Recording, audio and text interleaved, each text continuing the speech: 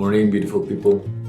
This video is the continuation to last video, in which we start talking about the two uses of ayahuasca.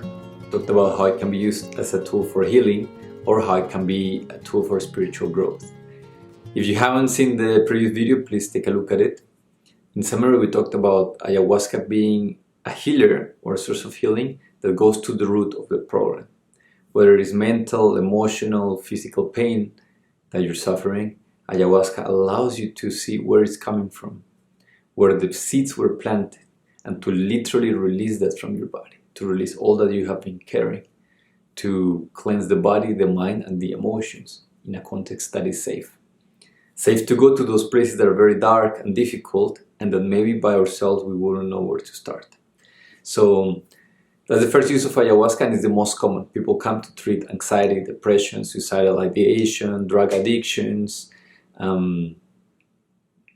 closure around love, relationships. They come to heal from heartbreak, from the loss of a loved one. They come also because they're going through a very difficult autoimmune disease, or they have cancer. There's many different things that have been treated successfully through the use of ayahuasca in a safe and sacred context by people who know what they're doing. Now, the second use, which is the one that I feel most excited about, and is the one that has kept me in this path for a little bit longer, is spiritual growth. And this is the second use of ayahuasca because, in essence, what it does is just one thing. Ayahuasca just sharpens your consciousness. It brings your consciousness to a higher level. So the first thing, imagine that you're in a house. The first thing that's going to happen as the lights start coming on is that you're going to see all that you were not seeing before. There's so much dust, there's so much dirt, there's so much garbage from many years that got accumulated. But your eyes were closed, so you kept just tripping over all the nonsense, all the trash.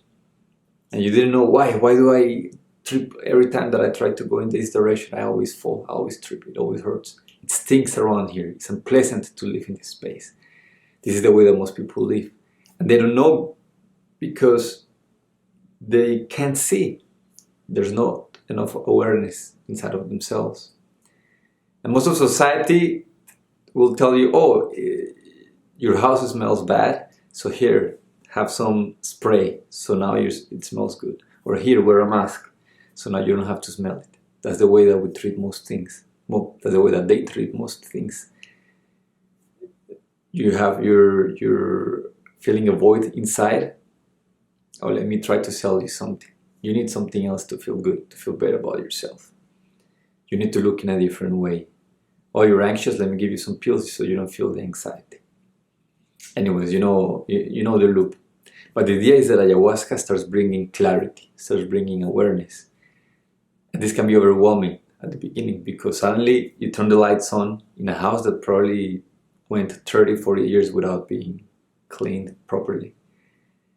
And now you have to take the trash out. You can't avoid it because now you see it.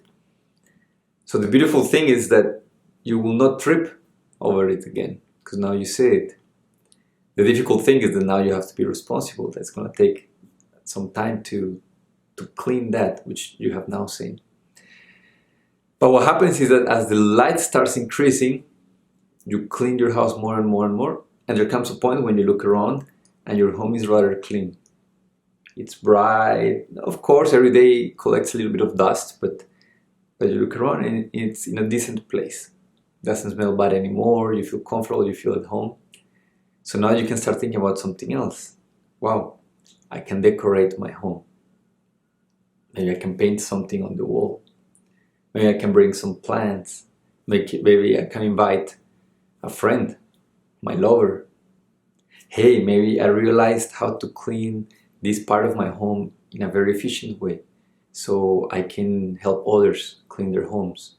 I can help others understand this is where the switch is. So I'm using this analogy for the second use of ayahuasca, which is spiritual growth. It's just one thing at the end, which is increased consciousness, increased awareness, which allows us to heal, to release.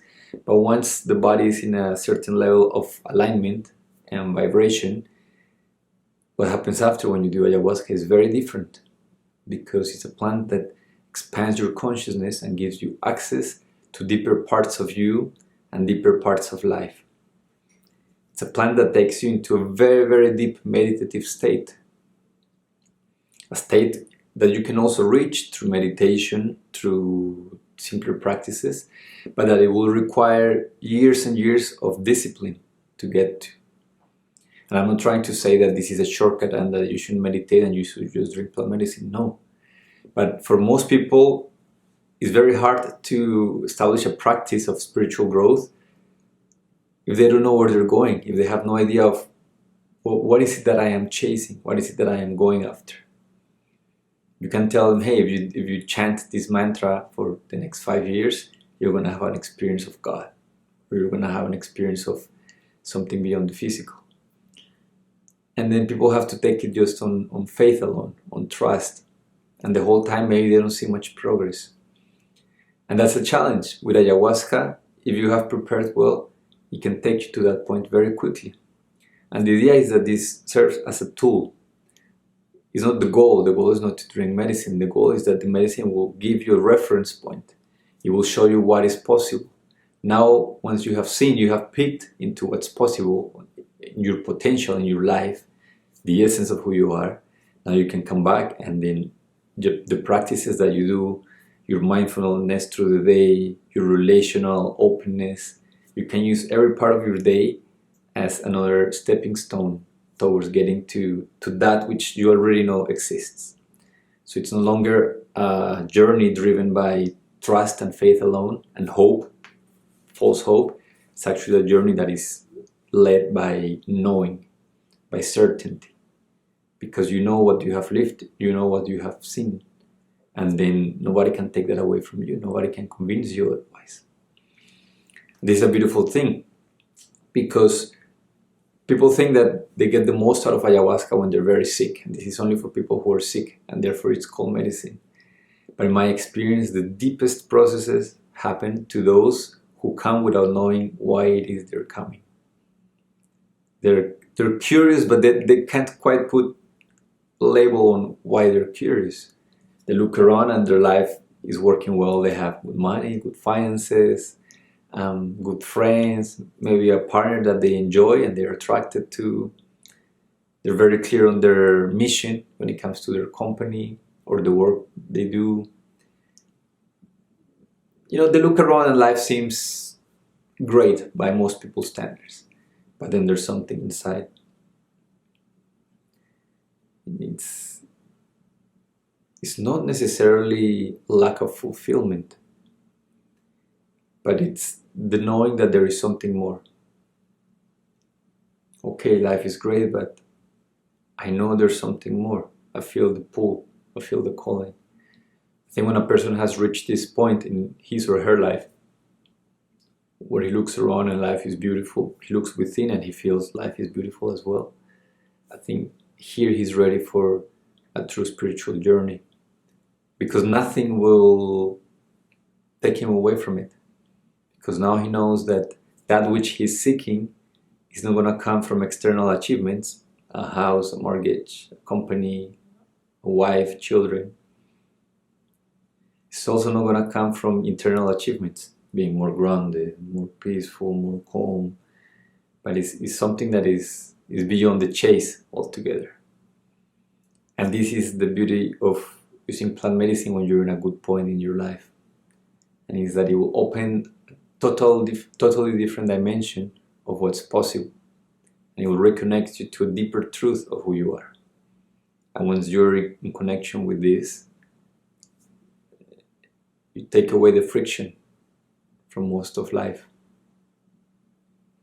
because you are now in touch with something that is essential, which means of the essence. And when you're in touch with this, your heart is constantly open, right? You can achieve whatever you want, have the relationships that you want, but if your heart is closed, you will never find joy, peace, or bliss. On the other hand, if your heart is online, if you're connected to that sacred essence of who you are, It doesn't matter if things go wrong. It doesn't matter if you don't achieve what you want. You will be happy anyways, because that cannot be taken away from you. It also cannot be given to you.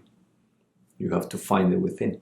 So yeah, I hope that this clarified the two distinctions of, am I here for healing, or am I seeking to deepen my spiritual growth? Am I seeking to expand, to open up to the possibility that there's way more to life than I know, and maybe to the realization that I am ready for it, that you are ready for it.